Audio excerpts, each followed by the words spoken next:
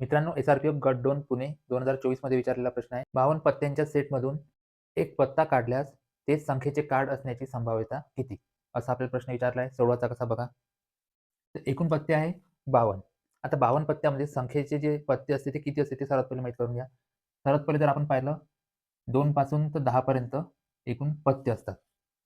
बाकी असते एक असते एक्का, दुसरा असते गुलाम, राजा आणि एक असते क्वीन म्हणजे राणी.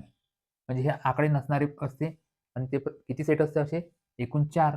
म्हणजे 4 गुणिला तर तुम्ही 4 केले तर किती हे झाले एकूण 16 पत्ते आणि 52 मधून जर 16 गेले तर उरले 2 ते 10 म्हणजे एकूण हे आहे 9 पत्ते. तर 9 चोक किती 36. एकूण पत्ते किती आहेत 36. मग आता बघा संभाव्यता कशी काढायची? तर संभाव्यता काढायसाठी एकूण पत्ते किती आहे 52. एकूण पत्ते 52 आणि एकूण पत्त्यामध्ये संख्याचे किती कार्ड आहे मग 36. मग आता याची संभाव्यता आपण काढू शकतो. इथे जर भाग जाईल तर इथं भाग बघा, इथं आपण 4 न भाग देऊ. 4 9 36, 4 13 52 म्हणजे 9/13. म्हणजे एकूण संभाव्यता किती आहे मग त्याची 9/13. याच प्रकारे तुम्हाला दुसरा प्रश्न दिला आहे. त्याचं उत्तर तुम्ही कमेंट करा. धन्यवाद.